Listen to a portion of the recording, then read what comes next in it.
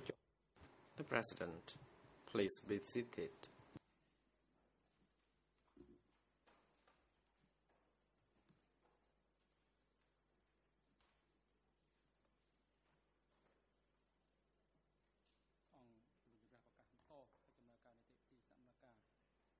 The court is now in session.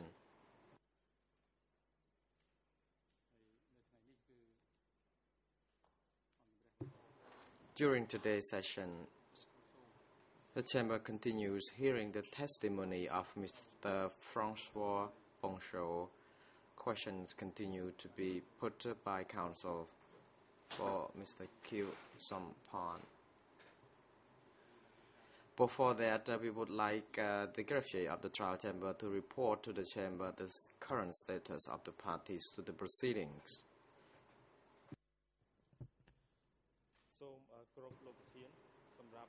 The party. Good morning, Mr. President.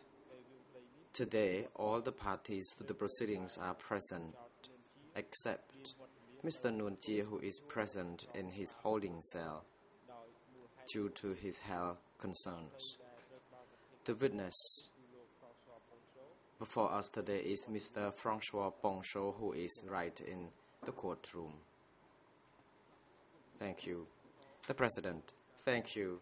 Now, the Chamber would like to hand over to counsel for Mr. Khieu Samphan to put questions to the witness.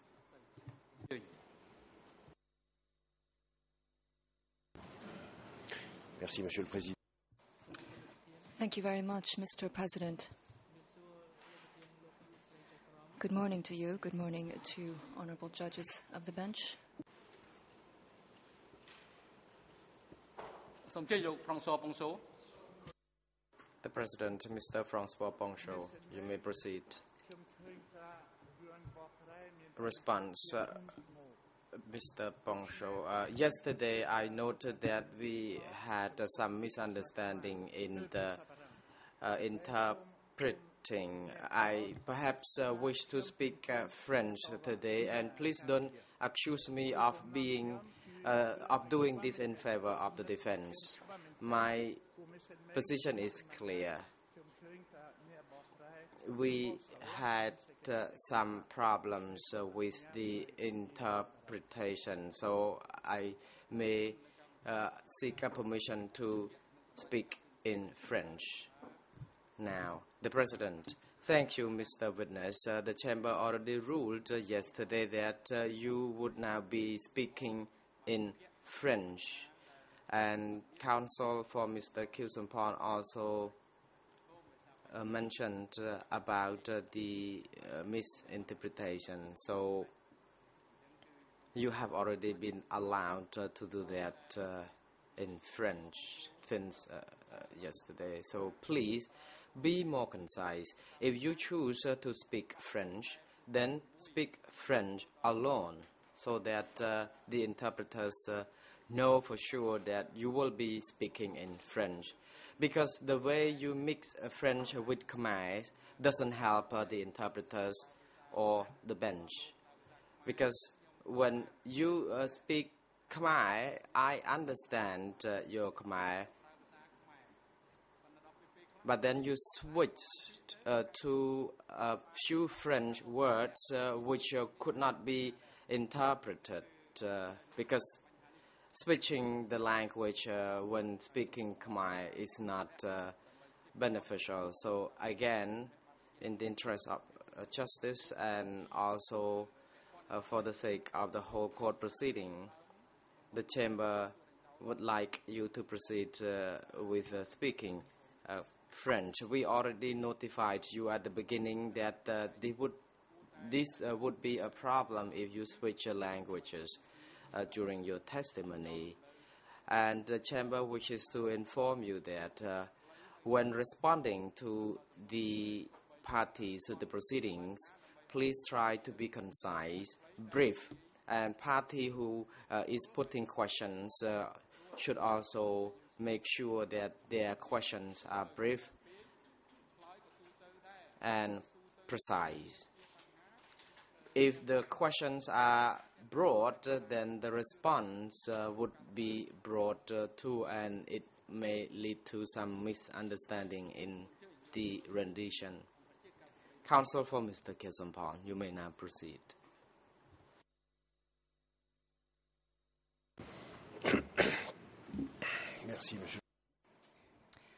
Thank you once again, Mr. President.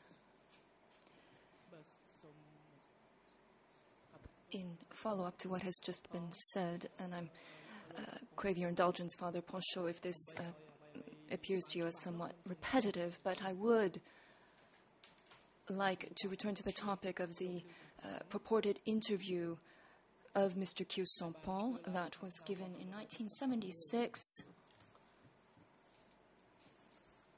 to Ms. Paula Brianti. She worked for a newspaper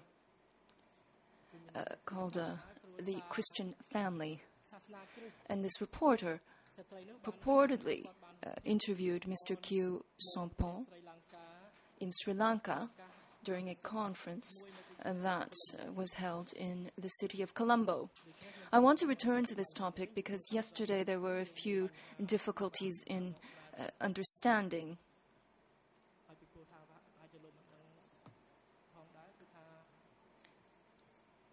And Father Ponchot, the co-prosecutor, recently stated that this interview constituted a key document. In fact, it was an essential and crucial document. We have sought out an issue of that newspaper, The Christian Family. It is under E3/608. The ERNs in French are 006 325 66268. In Khmer 004 19841 to 43, and ERN in English 06 325 66 278.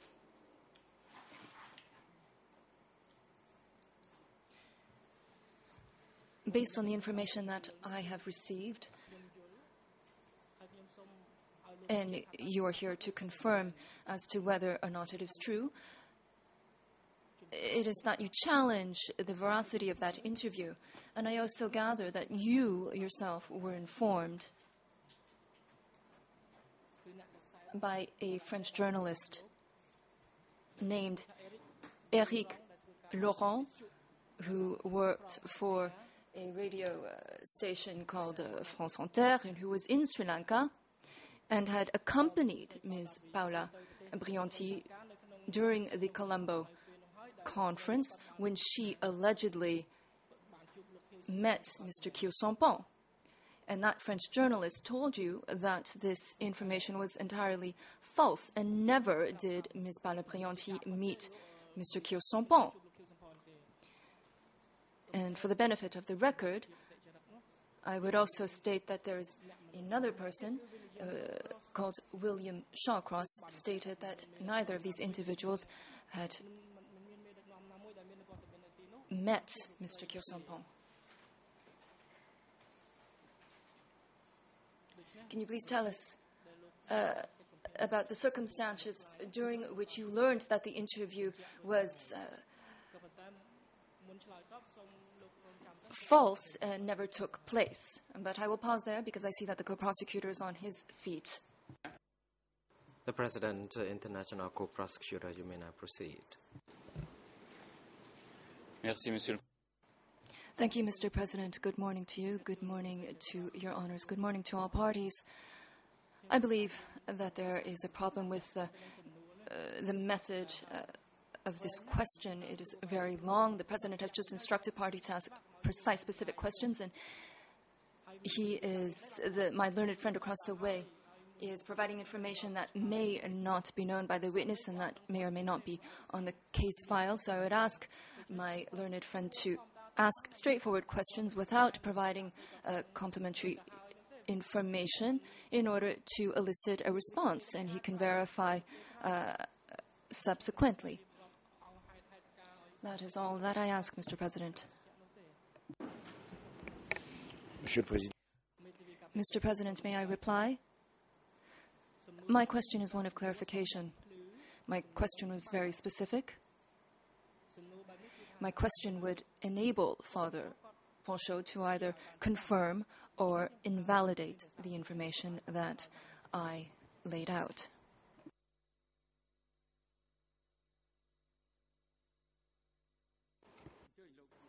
The President, Mr. Ponchot, you may respond to the question.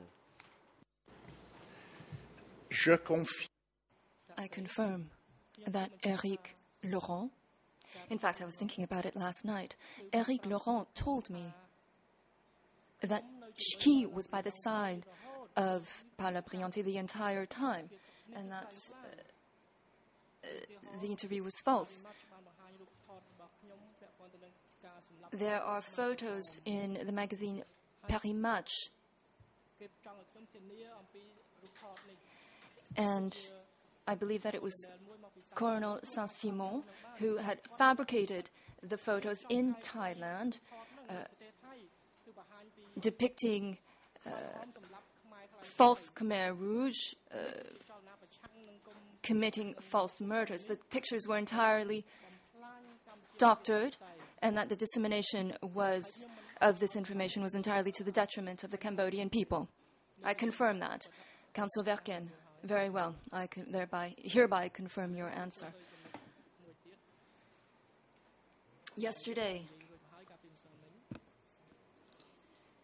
we also talked about the former helicopter pilot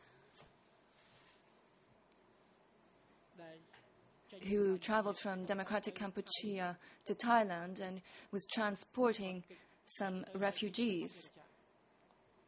That pilot, who was called Lieutenant Pek Ling Kong,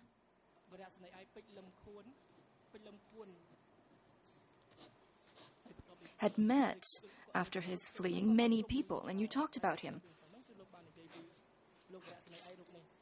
Yesterday you testified on this, and what I heard from the interpretation of your answer was that you have the recollection of meeting the former military officer in Thailand, and that it was the lieutenant who talked to you about Khieu Samphan. But I didn't understand if he actually talked about Khieu Samphan or if he referred to a brother Hem as one of the leaders of Democratic Kampuchea.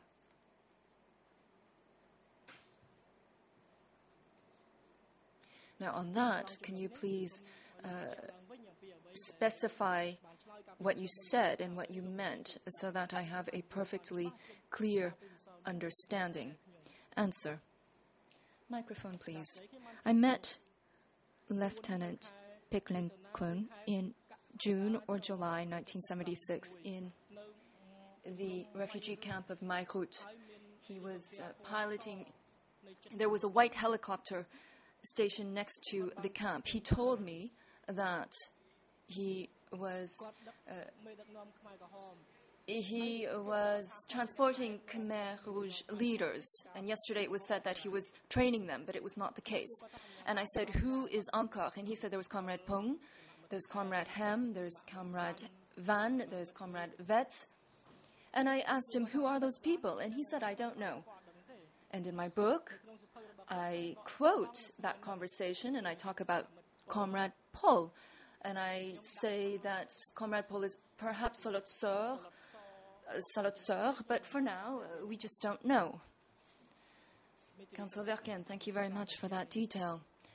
I wish to indicate that we also have on the case file interviews that were given by that military officer who fled Democratic Kampuchea. Namely, we have an interview that was given to the ambassador of France in Thailand. And there's a note from the 6th of October 1976 written from the French ambassador to the Ministry of Foreign Affairs. It's under E3/481. Allow me to quote from a passage. I think this document is rather relevant because it contains some details of that particular interview. The military officer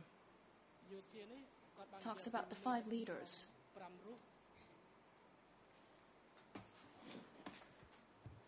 who were stationed in Cambodia at the time. And among the main leaders, he talks about Pol Pot, Yang Sari, Nun Chia, Sun Sen. And then he talks about Khieu Samphan, and I quote what he wrote. In fact, what is written in the telegram. It is impossible to provide the same amount of information on Mr. Khieu Samphan, whose real power seems to be much more limited than his official rank would suggest. Several tenuous yet converging indications make this a distinct possibility. Khieu Samphan would thus belong to the most recent stratum of the Khmer Rouge movement, since he, Hu Yun, and Hu Nim only joined the resistance in 1967. One member of this trio, with which his political destiny is generally associated, Hu Yun, who's had vanished from the scene. He was probably killed in combat in 1975. Hu Nim, theoretically the Minister of Information, had not been mentioned by the radio in Phnom Penh since February 1977. In addition, Khieu Samphan holds the position of head of state, which is generally honorary in a socialist state. Furthermore, the only refugee with some knowledge of the ruling circles in Phnom Penh, and here he refers to Pek Ling Kum, the pilot of the helicopter, mentioning him as not belonging to the first tier of leaders. Finally, Pol Pot, in his 27th September address, referred in passing to the comrade president of the state presidium, Mr. Khieu Samphan, whom he politely characterized as, quote-unquote, an intellectual. Knowing how the Khmer Rouge treat the category of the population, that particular category of the population, and having read the rest of the address, which is largely dedicated to the glorification of the peasant class, the only true revolutionary force, makes it easier to understand the importance of Khieu Samphan's peers' place on the position of head of state. These are the words of the French ambassador addressed to the Foreign Affairs Minister.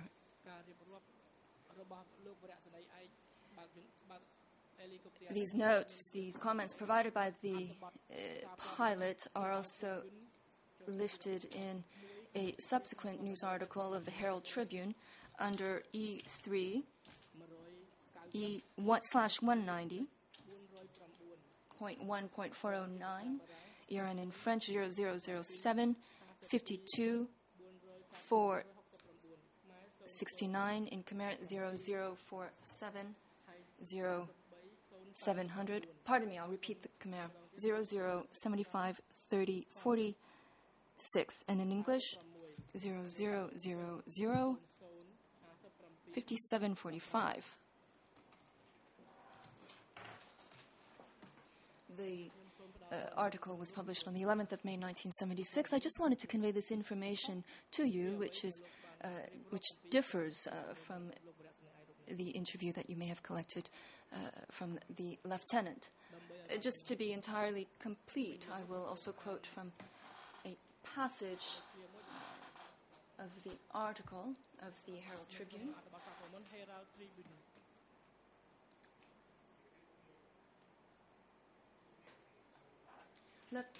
Lieutenant Kun derided reports by Radio Phnom Penh depicting Cambodia as a country of enthusiastic citizens led by a national assembly and government presided over by Khieu Samphan. Full stop. He said in an interview that the real power lay in the hands of Salot Sa and 4 other hard-line communists in a group called, quote-unquote, Machem Pak, or highest organization.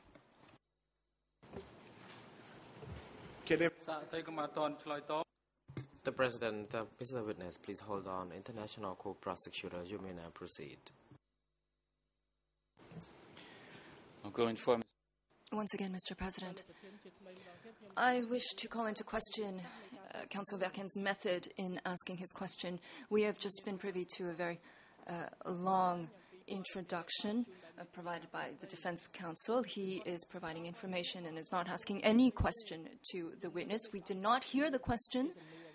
Therefore, I'm wondering why, having provided all this information, he is not asking a question. On the other hand, I believe that the two documents that have been quoted reveal assumptions and theories. Obviously, we can ask the witness what he heard, but I'm not entirely sure he's able to make exhaustive comments on the reports that would have been made by the French ambassador in 1976 based on what he had heard, etc. So if there's a question to be asked, it would be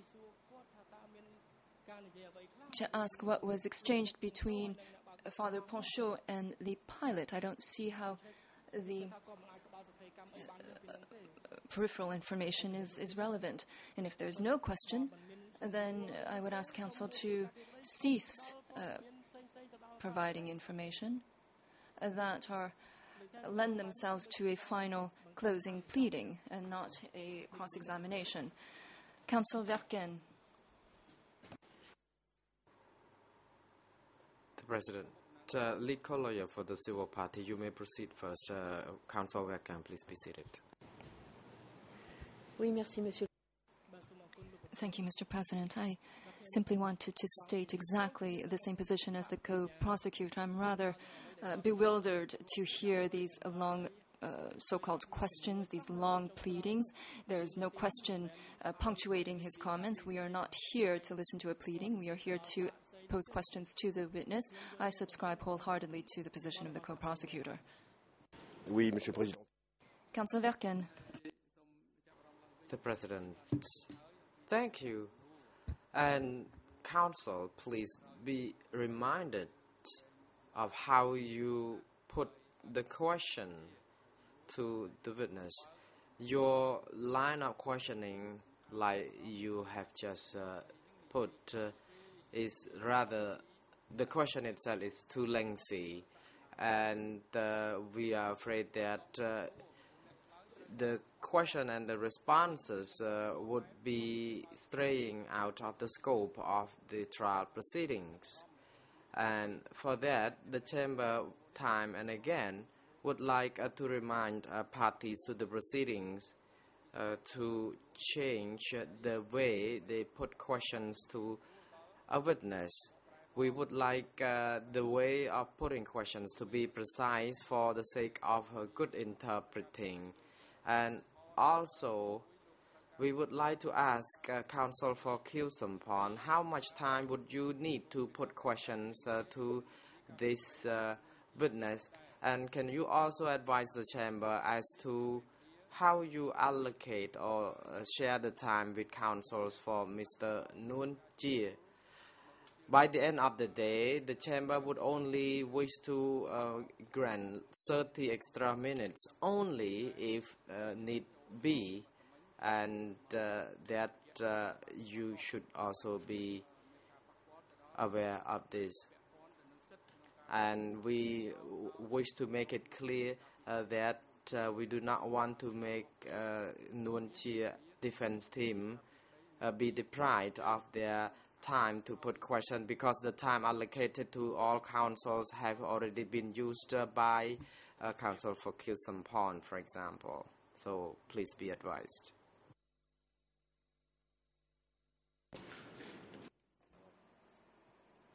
I think there are several matters that I have to reply to.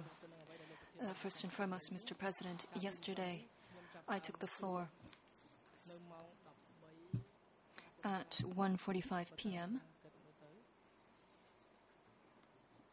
Therefore, based on my arithmetic and based on the allocation of time, For the defense team, I believe that I have 40 minutes at my disposal.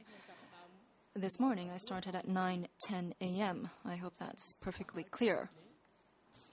Next, with respect to the objections lodged by the co-prosecutor, since I didn't have time to ask my question, I believe that the practice was first introduced by the co-prosecutor himself, that is, to read verbatim documents and admit whole passages. It was the co-prosecutor who had started the method of presenting documents that put a certain testimony under a certain light. And now we, the defense, are being criticized prior to even given the opportunity to ask our question. I hope eventually we can give the opportunity to Father Ponchot to answer. The President, Counsel, please proceed to the questions. Je crois que Well, I believe that Father Ponchot understood what I want to say. I did not understand your question.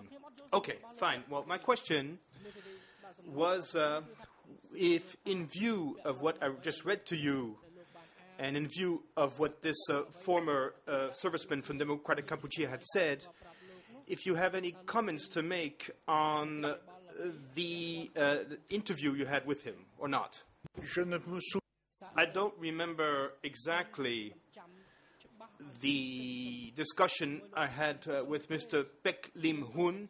I just remember that he mentioned Comrade Hem among the leaders of Democratic Cambodia. He did not say what his role, what his position was. Now, regarding Salat Sar, we learned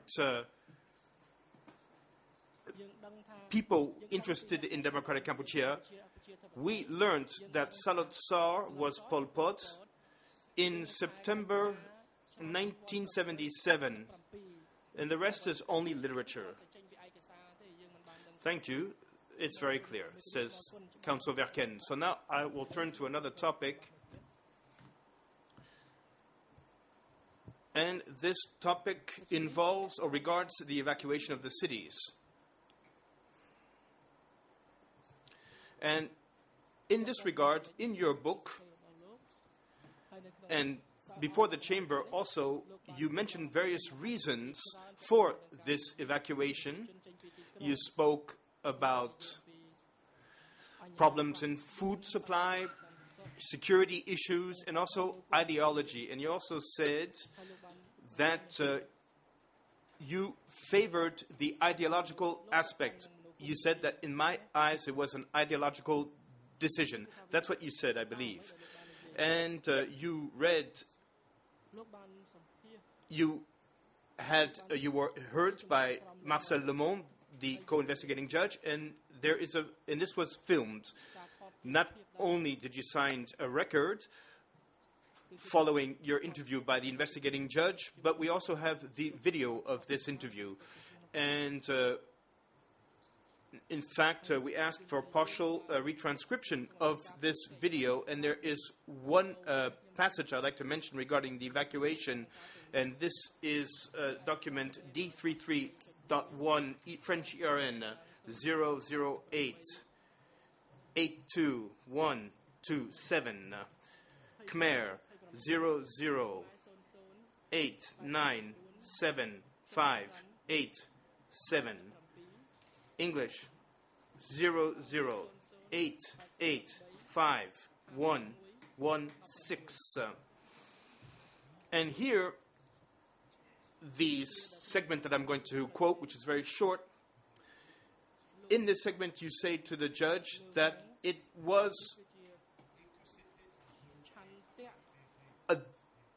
a decision, a deliberate decision to empty all of the cities, and in my opinion, the reason for this was not the vengeance of the peasants against the city people. It was an ideological decision.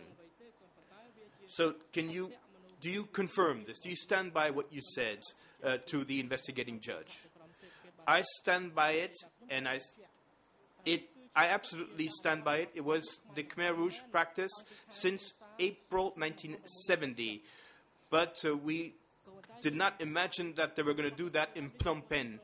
But above the absolute reason, above anything else, was that it was an ideological reason. And the more I think about it, the more I'm convinced of this. And you make a distinction in the sentence that I just quoted between vengeance and ideology. Yes, answers Father Poncho, there was not really much vengeance. It was more ideological. It's possible, of course, that there was vengeance was used somewhat, and that they maybe used vengeance at the service of their ideology, but I think that the core was ideological.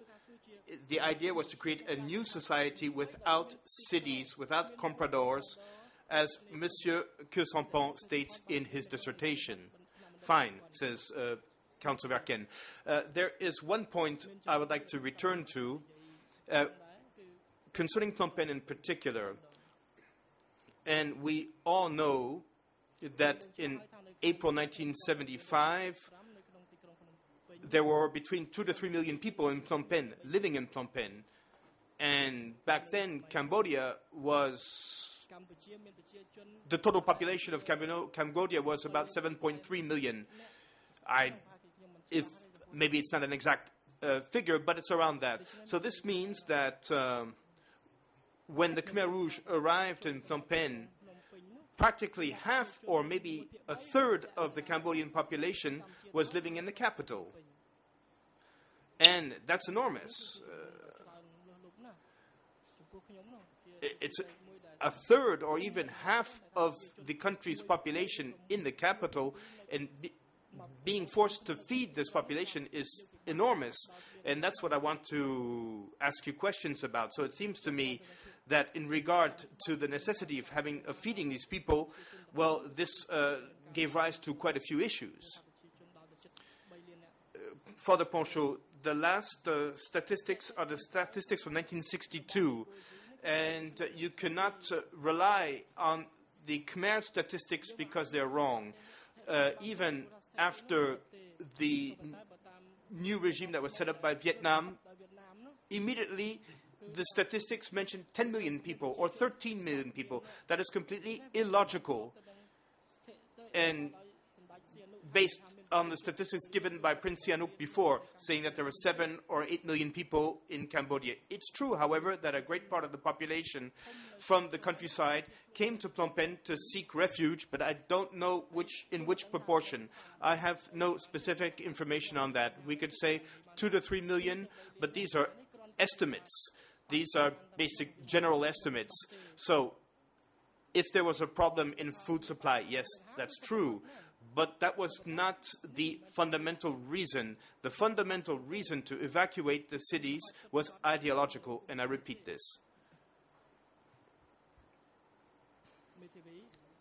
Councillor Verken, I would like to ask you if you also have any knowledge about a war debt that Democratic Kampuchea had to pay back to North Vietnam after the victory. Was there any kind of debt? And can you speak about this if you are aware of this? Father Poncho, often people say that there was famine in Democratic Kampuchea because the harvests were bad. But as far as I know, no. The harvests were excellent. In the region where I live, in Cho commune, the people congratulate the Khmer Rouge for the excellent harvests between 1975 and 1976. And one of them, by the name of Niev Lem, said to me, I don't know how the Khmer Rouge managed, but we were working with a lot of zeal and the harvests were great. And his wife had been killed by the Khmer Rouge, by the way. So this idea of organized famine in Cambodia, well, those were rumors. I never saw anything in writing about this. Part of the Cambodian rice went to North Vietnam. to reimburse the war debt. That's true. And I was also told part of the rights went to China for war debt as well. And a third point that is often ignored, Pol Pot, in his madness, would store rice in the peripheral regions of Cambodia. For example, in Preave here, I saw with my own eyes enormous warehouses where the Khmer Rouge were storing rice. This was in the year 2000, and because this region was, quote-unquote, liberated, or truly liberated, in the year 2000, and we saw enormous warehouses where the Cambodian rice was stored. Also at Pyom Kyu in Battambang, where rice was stored in caves, because Pol Pot said that the war with Vietnam cannot be avoided. We're going to try to woo the Vietnamese troops into Cambodia, and they will be cut from their back base, and we will have rice, and we'll be able to fight them more easily. So these are the three main reasons for the famine in Cambodia. But this famine was also a weapon of domination, a weapon to dominate and to subjugate the population. Councillor Varken, now I'd like to turn to another topic because I don't have much time regarding day-to-day life in democratic Kampuchea. And for this, I'm going to quote an excerpt from your book, which is referenced as follows.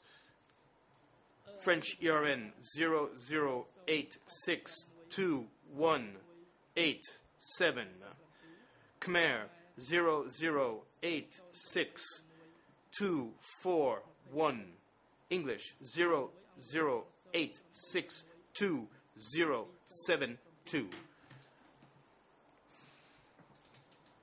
And this is a passage in which you speak about the power of the commune chief under the Khmer Rouge. And you say the following. The Kanakum, that is to say, the commune chief, has the right of life or death over the villagers under his domination, under his authority. And a bit further, you say, in principle, in theory, he should consult his own superiors before executing anyone, but he often does so only after the sentence has already been carried out. And the atmosphere of tranquility or terror reigning among the villagers depends to a large extent on him. So can you tell us a bit about the authority of the commune chief, such as you analyzed it here? Father Ponchot, well, as you know, I wrote my book in 1976, so I did not have a lot of information, of course, or specific information. I had information about the area of Battambang. Michael Vickery wrote Kampuchea 1975-1982, and he intelligently criticizes my thoughts, and he says, beware, beware. It was not the same situation everywhere. Indeed, Khieu Samphan told me directly, and also also from the film of Bruno Carrette, that Khieu Samphan acknowledges that one of the errors of his regime was to have given the power to unprepared or incompetent cadres. We did not have the time to train the cadre. We gave them responsibilities too rapidly. And indeed, it is these low-ranking cadres who killed, maybe because they were naive, maybe with a Rousseauist idea which believes that society deforms man who's good by nature. The Khmer Rouge gave responsibilities to people who were frustrated, often who were ignorant, who could neither read nor write, people who had been marginalized in the former regime. So maybe the original idea was very good, but it was absolutely utopian, and it is they who executed people, essentially. the main person, now that I have more accurate information, I can tell you this, the main the people who essentially sent people to their death was the Pratian Sahaka, the cooperative chief. And I believe that it is the cooperative chief who sent the people to the commune chief or to the sector chief for them to be executed. So they are those who are the most responsible in certain ways for these massacres. So the Khmer Rouge Revolution, in my eyes, are general instructions that were applied literally even beyond what was asked for by low-ranking local cadres. And Council Verken. And what you describe, can this also be applied to the pursuit of the general objectives? Yes, I believe Ankar would ask such and such cooperative to provide 2 tons of rice. Well, then they provided 3 tons of rice to show that we are the best cooperative in the sector, and they would starve people. A cooperative chief I met a few years ago, he died now, but Tadong, his name, would tell me that, I asked him, in fact, a question, and he said, how come you were not killed by the Vietnamese army? Well, he said, I was a good person. When Ankar came, I would give bobor, and when Ankar left, I would give rice. This is why the peasants that had been freed by the Vietnamese troops did not kill me. So it is the little local cadres who often went beyond in production as well as in the executions, the instructions given by Ankar. Of course, I'm not trying to excuse anyone, but it is, basically speaking, often the little cadres who went beyond what was asked for them.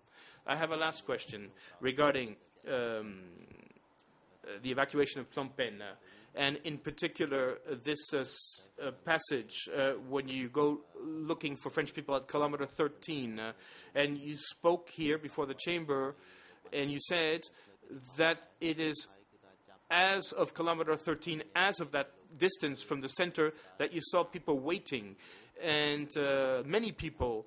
And during your interview with Judge Lamond, you also spoke about this, and this was, you could see it in the video. It is at the French ERN 00882127, Khmer 00897586, and English 008851116. And this is what you tell the investigating judge for your translation. So the people left. You're speaking about Phnom Penh. But then afterwards, it was total improvisation. For example, I went to Prek Pneu maybe 10 days later, and there were hundreds or thousands of people in the fields waiting. And we don't have the impression that everything was well organized, but we can say that it was one of the general instructions that was given for all cities, but I would say it was done Khmer style, organized. That means everybody managing on his own. So here, of course, you're quite frank as usual. And Judge Lamond said, "Well, we can't note this in our record." And I'd like to hear your reaction, not on Judge Lamond, but on this apparent chaos that you noticed then. Father Ponchot, yesterday or the day before, people asked me if there was water or food that had been organized, and I answered, no, nothing had been organized, absolutely nothing. And when the refugees would tell me, well, we would ask the Khmer Rouge soldiers, so who is going to give us rice? And they would say, go ask Ankar, go ask Ankar. And then they would say, who is Ankar? And then they were answered, you are Ankar, and manage on your own. And therefore, and I absolutely stand by this. I am done, Mr. President. Thank you very much, Father Panchaud. Father Panchaud. Now,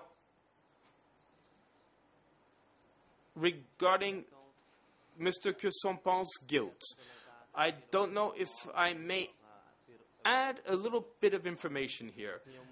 It's not my role, but possibly can I add maybe something that might shed a bit of light and might help you develop ideas.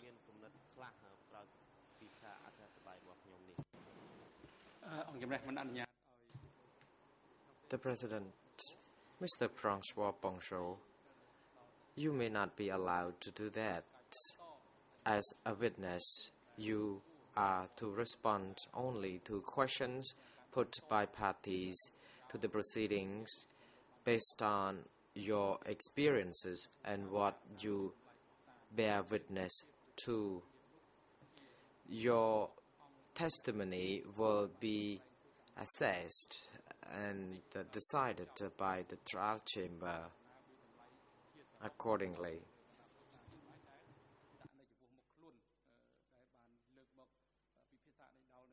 Indeed, the evidence and the testimony before the chamber will be very well examined at the end decided.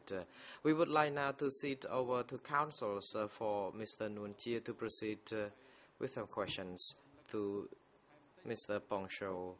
And Mr. Panchaud, could you please be reminded that your message will be rendered through interpreting. And for this reason, you can see that your red light on your mic would be on only when it is the right moment you could speak. Otherwise, if you immediately respond to questions that are put to you without having seen the red light on, your message would not be properly conveyed. And please do your best to help us during this difficult time technically. And with that, we would like to hand over to counsel for Mr. Nguyen Chia.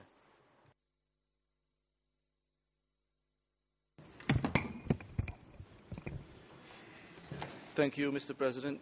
Good morning, Your Honours. Good morning, Council. Bonjour, Monsieur Panchaud.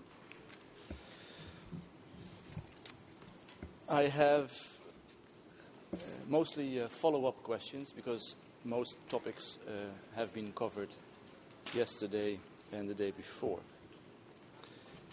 I would like to start asking questions to you about the things that you have said mainly 2 days ago on questions from the President about the bombings, the US bombings in the period between 1970 and 73.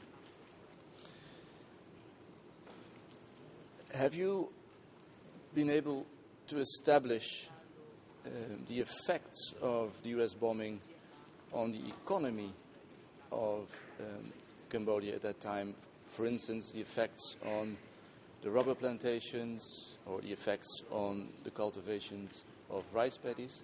Could you please elaborate on that?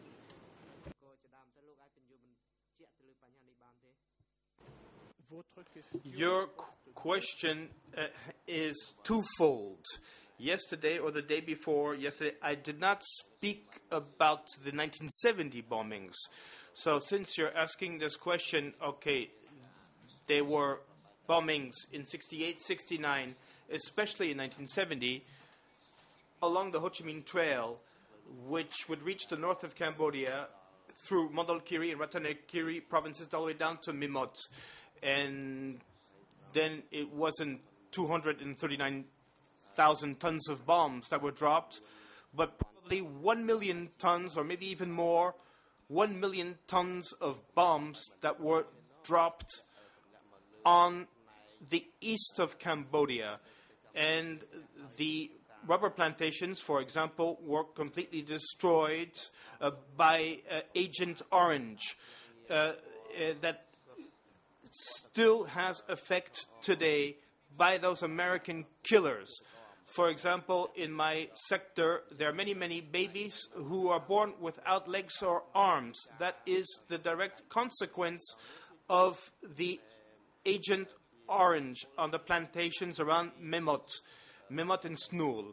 And the rubber plantation in Chup was completely destroyed because there were French interests there. So the American Air Force, South Vietnamese Air Force, corrects the interpreter, destroyed all of the factories, and then,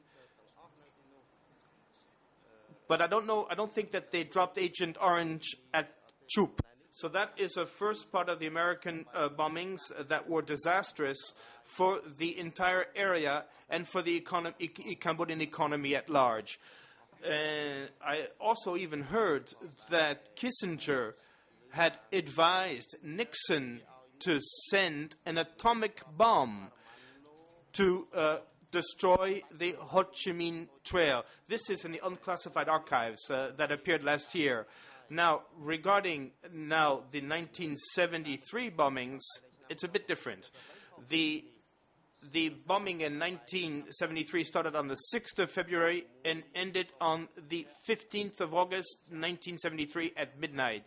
So these bombings were not intended to stop the Vietnamese revolutionaries coming in by the Ho Chi Minh Trail, but it was to allow the American army to leave Cambodia, which was right next door. And you know that on the 21st of January 1973 in Paris, the Sel-San-Clou Agreement was signed, in which North Vietnamese and Americans agreed to put an end to the Vietnam War. And the Americans would leave Vietnam, and the North Vietnamese promised to not invade South Vietnam. And Kissinger and the Doc Tho received the shameful Nobel Peace Prize for this. This is a true shame. And you remember that that in December 1972, the American fleet bombarded North Vietnam because the Americans wanted to oblige the North Vietnamese to put pressure on the Khmer Rouge for them also to sign the Sel-San-Clou Agreement. And the Khmer Rouge, I don't know who was in charge then of the Khmer Rouge, but the Khmer Rouge systematically refused, saying that we are not fighting against the Americans, contrary to what was stated in propaganda. We're not, but we're fighting Lon Nol, the fascist. So, therefore, they refused to sign these agreements. And in order to thank them, quote unquote, the American Air Force dropped 239,000 tons on little Cambodia that had done nothing to them and where there was no American military presence. So if there are people who should be condemned, I think Mr. Kissinger should be among them. So it is these 1973 bombings that led to, in great part, not only because Khmer Rouge also have share part of the responsibility, but that caused the exodus of the peasants to the cities. And this is also one of the reasons why the Khmer Rouge became furious. And it's perfectly understandable. When your country is completely being destroyed, well, there's good reason to become furious. I read accounts from communist Vietnamese soldiers who said that it was absolutely incredible. And as I said yesterday, there was... We couldn't control ourselves. We would relieve ourselves everywhere. And foreigners were ashamed. The Vietnamese said, don't be afraid. We also, things are so incredible that we cannot control ourselves. So there are two things that you should not confuse here. I would like to correct something here as well. The day before yesterday, maybe I was wrong with the numbers, but I said the day before yesterday that these bombings led to 40,000 deaths. And in the Cambodia Delhi yesterday, it was said that I said 400,000. No, that's wrong. 40,000 deaths. That's a lot already. So generally, people said that there were 100,000 deaths. But, you know, deaths are only statistics, as Stalin said, although it's very sad. 40,000 is a lot. Often enough, people said 100,000. And explaining the fury of the Khmer Rouge with these bombings is one of the elements, but not the only one. Thank you, Mr. Ponchot. Are you able to tell us where the majority of the casualties, be it 40,000, be it 100,000, were falling in that period? Where did the people die as an effect of the U.S. bombings?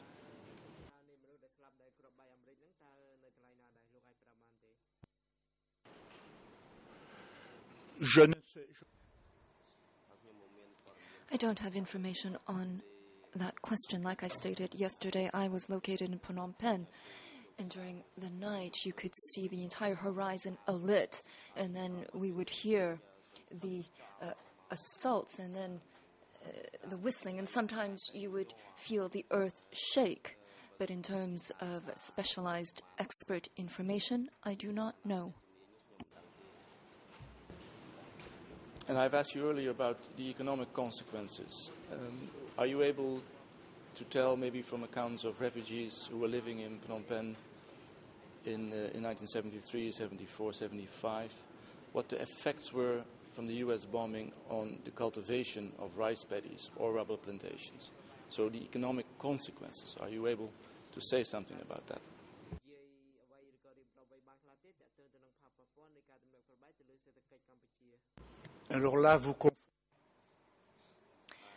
You are confusing things. You're confusing two things. Firstly, there was the bombing on the Ho Chi Minh Trail and the presence of North Vietnamese forces in Cambodia. That in of itself was catastrophic for the rubber plantations. I had a friend who worked in Kam Chang Dong, Kam Chang Do, in Mimot, in Lop Chup. They stayed with the Khmer Rouge for approximately 1 year, and they were simply unable to continue working because the plantations were destroyed. The Khmer Rouge had tolerated a certain amount or a certain degree of French presence in order to keep their plantations operating. Following the 73 bombings, already there was no economy in Cambodia. You can well imagine that from 1970 to 1975, the country was ruined by bombs. But as of 1970, nobody was doing any farming. Either the Lon Nol government or either the South Vietnamese or either the Khmer Rouge were establishing the laws in the countryside. But there was no economy. People were simply trying to survive. And as of 1973, with the bombings, what remained was completely obliterated. And that, in and of itself, was catastrophic. The people arrived in Phnom Penh. They were bereft. They had nothing. They could only receive meager assistance. And I would also add that in the province of Battambang, well, that province was spared, curiously enough, by both the Khmer Rouge and the American bombing. It was spared by the Khmer Rouge. That's quite understandable because Mr. Seksamit had sold rice to the Khmer Rouge, which allowed the forces to survive. And in 1973, there was a government intervention in the Kompong Thom region, and they liberated some 40,000 people. And you can understand the connotation of liberation. in the Western sense. And so they were somewhat able to do some rice farming, but otherwise there was absolutely no economy.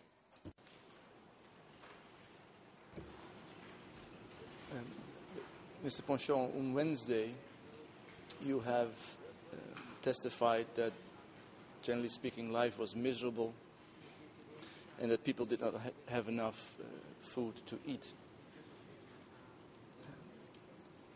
Could you expand on that a little bit? Was that the case for the majority of the refugees? Was it also the case for the original population of Phnom Penh? What were your observations in those years?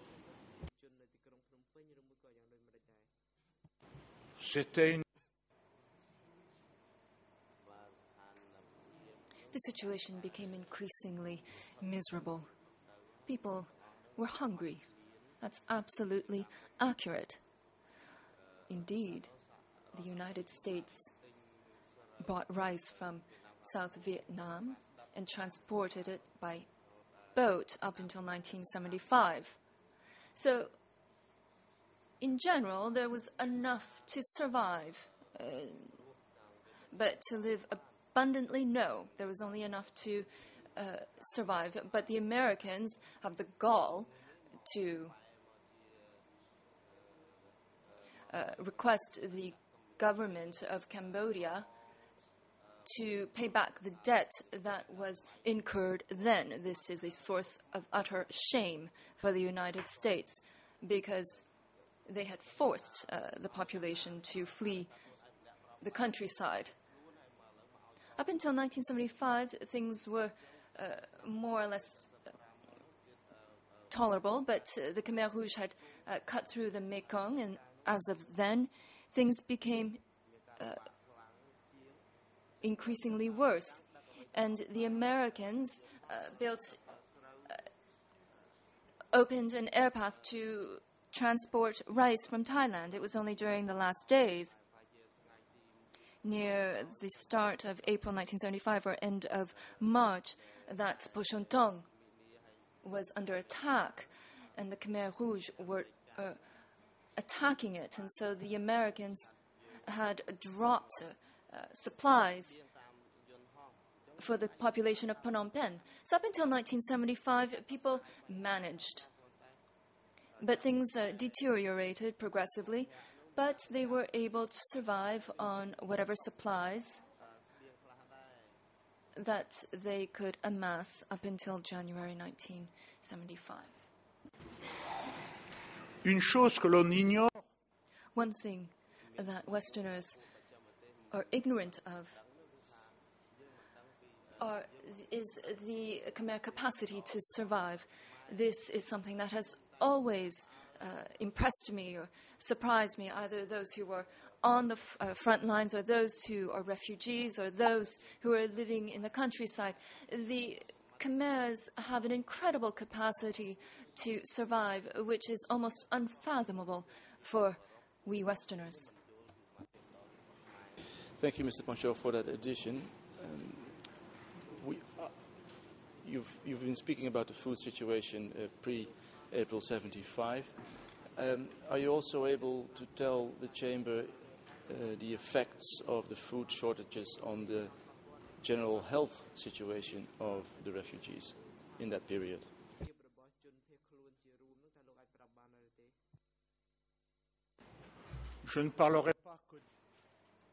I won't talk about only the refugees.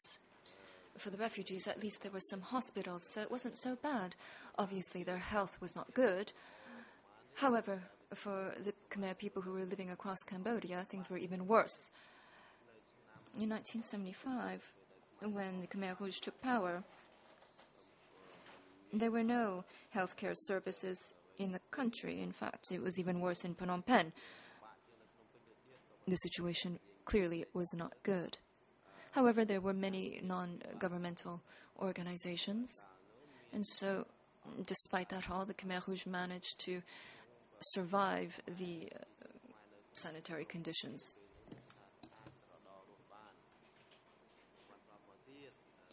When the Cambodian people were, quote-unquote, liberated by the Vietnamese army, well, then things became catastrophic, both in Phnom Penh and the countryside.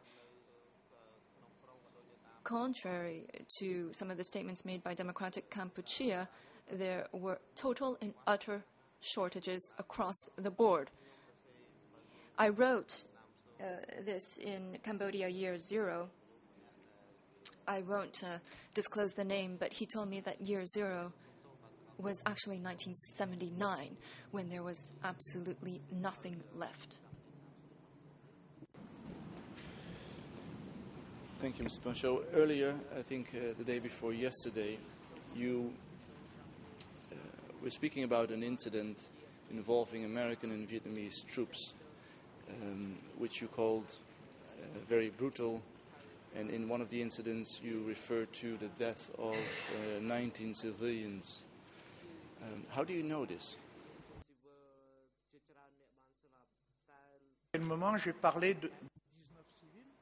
Did I ever talk about 19 civilians? Bon, Very well. I assume you're talking about the 39 civilians who were killed. They were foreigners, and they died in 1970, following the fall of Samdak Sihanouk.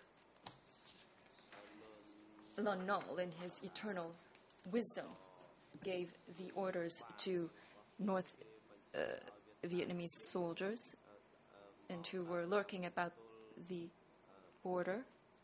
Lon Nol knew that they were going to leave for Vietnam, but the Vietnamese invaded Cambodia.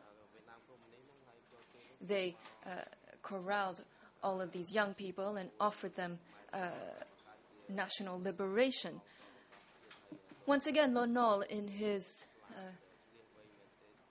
enlightened wisdom, or rather in his sheer madness, in order to unite the Khmer people, he called upon the ancestral hatred of the Cambodians against the Vietnamese, which goes back to the capture of Kampuchea Krom during the 19th century. So at the time, the Lon Nol army killed many Vietnamese. And the Khmer Rouge told me that perhaps it wasn't so bad, but there were innocent Khmers, perhaps some 2,000 Vietnamese from Cambodia in a large village north of Chu Chin Hoa. The North Vietnamese and the Viet Cong invaded Cambodia.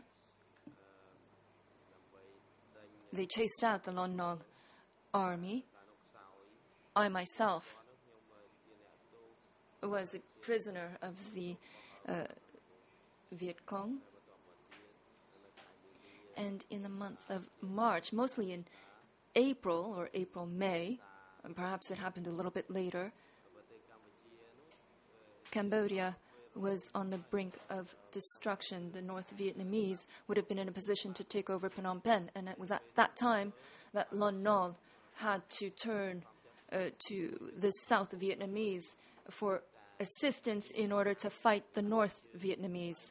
And it was only then that Nixon and Kissinger, in their genius thinking,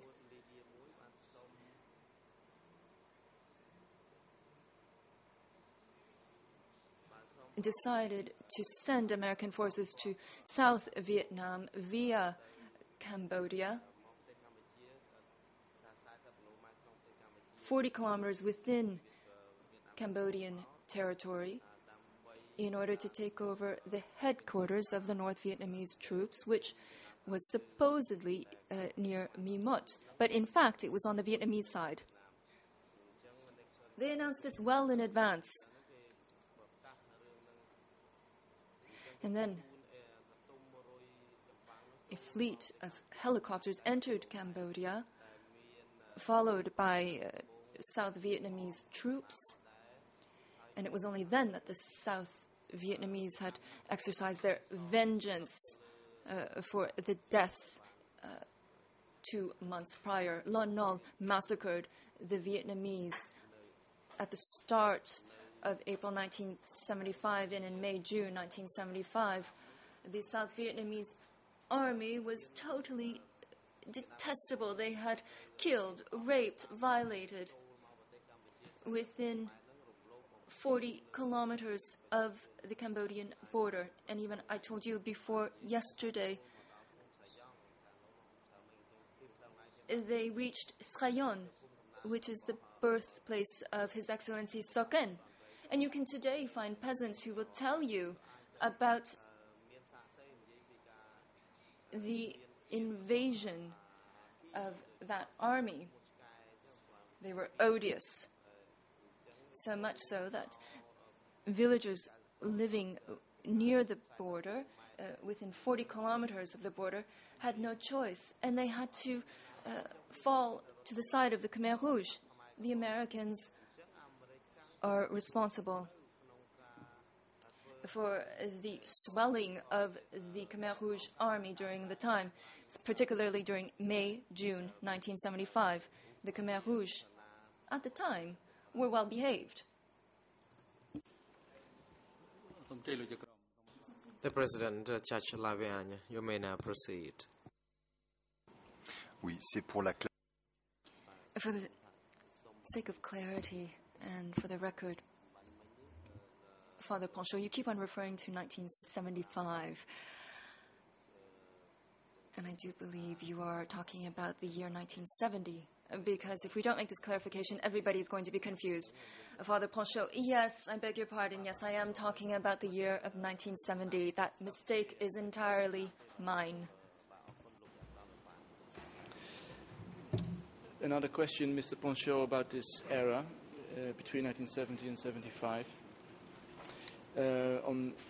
2 days ago, you called the execution of 2,000 Vietnamese by the Lon Nol soldiers.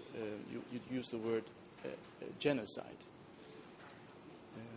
when you were describing this incident. Why did you 2 days ago use the word genocide? Of course, I'm aware it's also a legal term, but did you have specific reasons the day before yesterday to call this incident genocide?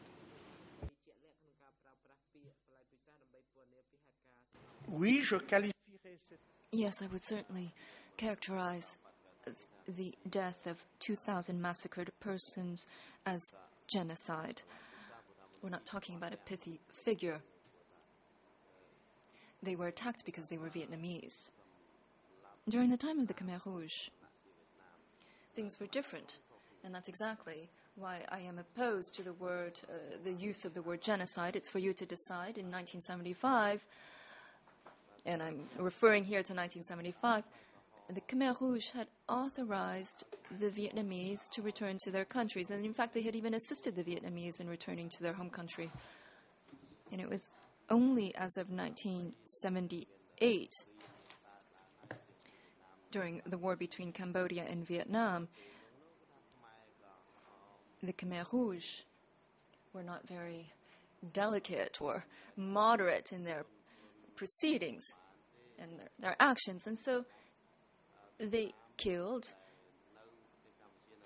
the Vietnamese who were still residing in Cambodia, and I think that can be qualified as a reaction, not necessarily genocide. I think it was an attack. Perhaps it was a genocide. It's for you to judge. I would say that it was a reaction. It's almost akin to the United States following the Pearl Harbor attack had decided to assemble Japanese residents in the United States and place them in concentration camps. They weren't killed because in America, or for the Americans, they had a sense of humanity. But it was the same logic. It was a sort of colony that they needed to neutralize. For the Khmer Rouge, they just simply sent them to their death camps.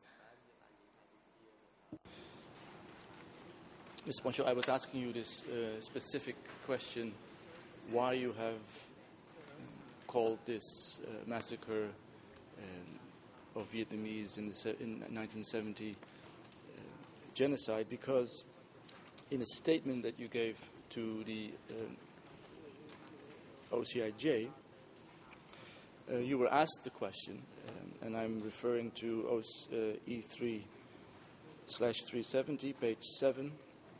That's English ERN 003333955, Khmer 002866615, and French 002822830. I quote, on the question, what can you tell us about religious persecutions in democratic Kampuchea? You answered, there were none. I am certain of this in the case of Christians. The same goes for the Buddhists. Those who were killed, and some were not killed because of their religion, but because they were perceived as political enemies and they refused to apply the orders of Ankar. It is true that the regime was anti-religious, but I would not describe this as genocide or persecution or persecutions, because once again, it was not because they were religious figures that the people concerned were executed, but because they were enemies. I would say that the same applied to the Chams. The Khmer Rouge ideology was stupid and bad. You had to be part of it, and you failed to join, you were eliminated. So in your statement toward the OCIJ, you deliberately chose not to use the word genocide. Is that correct?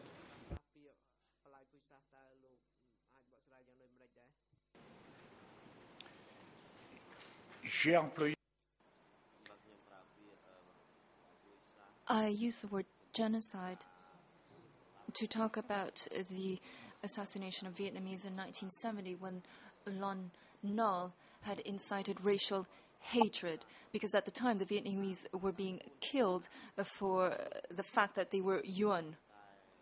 But as for the Christians, there was no religious persecution against the Christians in Cambodia, even though the majority, I would say almost 90% of the Catholics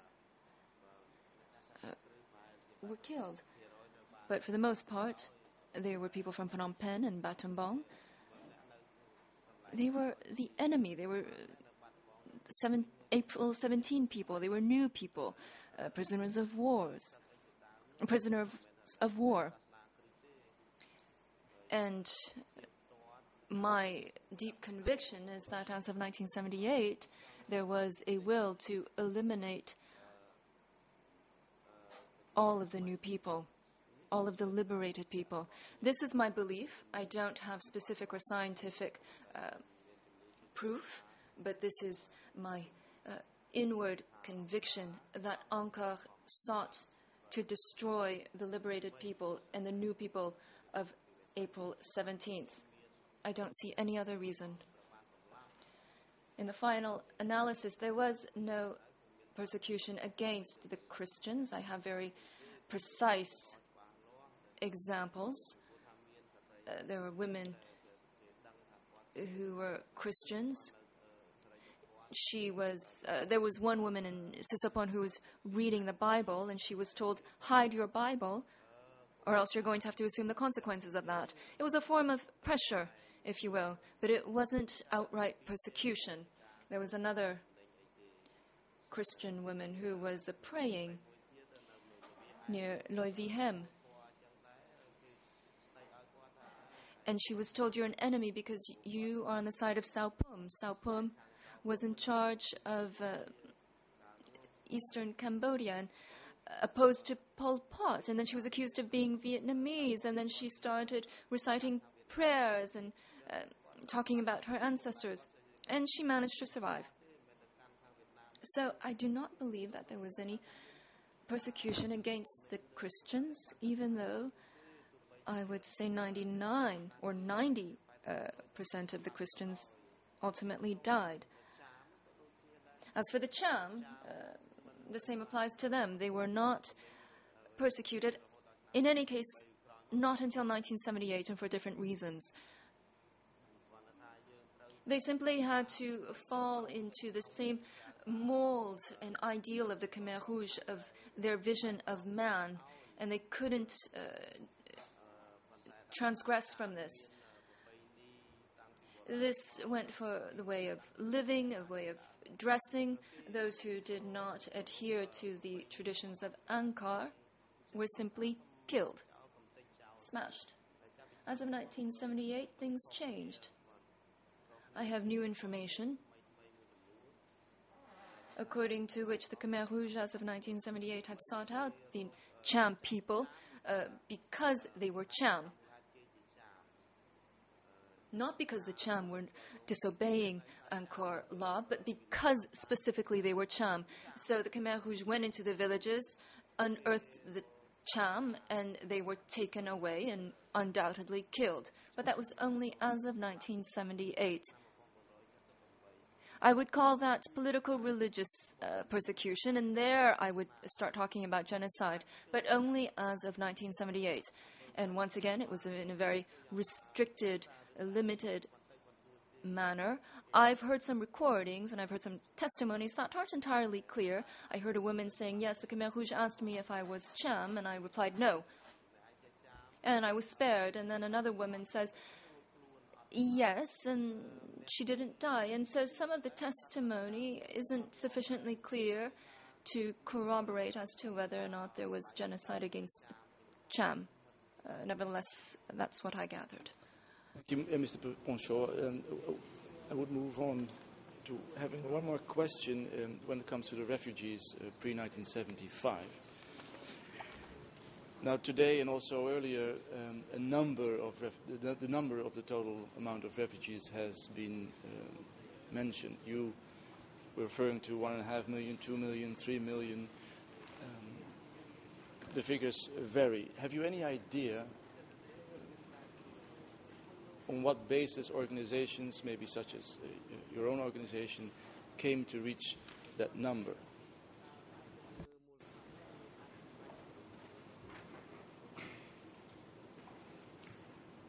Je n'en sais rien. I have no idea. Rumors were flying about. There were many refugees. So they were just rumors that were being bandied about, and so easy figures to give. There were simply no statistics.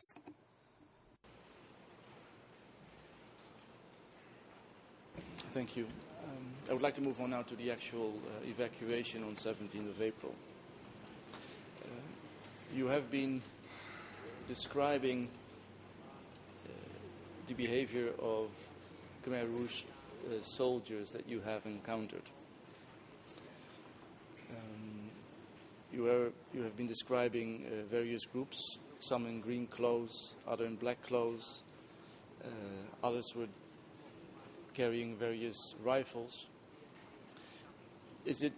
Was it your testimony that there was a difference in behavior and acting between the various groups that you have seen in April 75?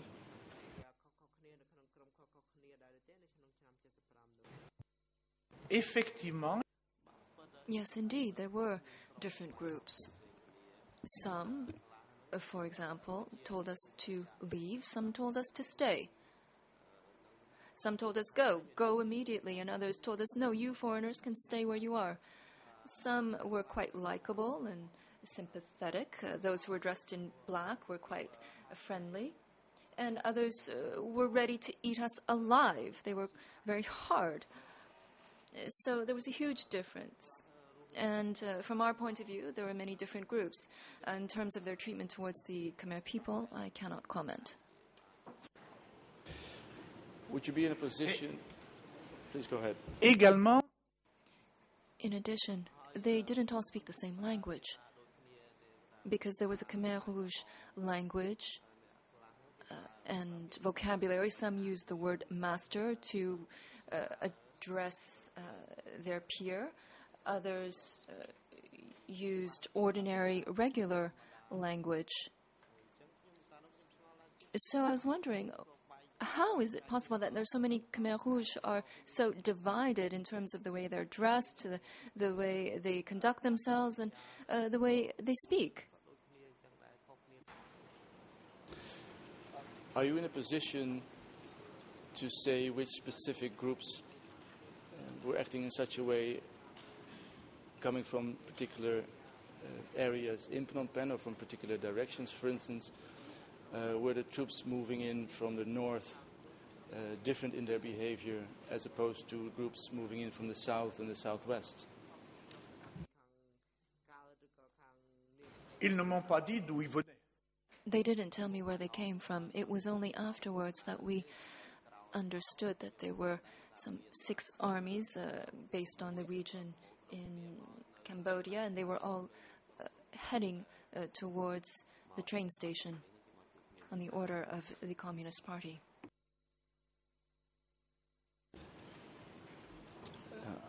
I understand what you're saying, yet 2 days ago you were giving one small example of a Khmer Rouge soldier trying to drive a car, and then the car would hit a tree, and then the Khmer Rouge soldier would blame the car for this and not himself. And then you added to this, the Khmer Rouge were generally, in general terms, dumb. So it seems that you were generalizing. Was that actually what you meant, or was that just an example of this particular Khmer Rouge soldier?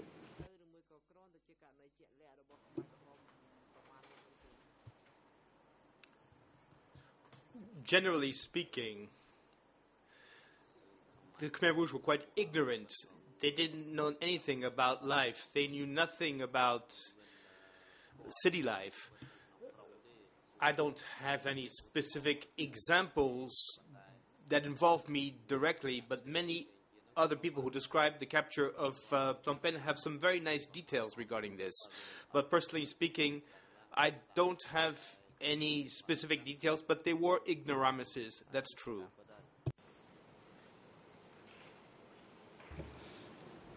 So when you...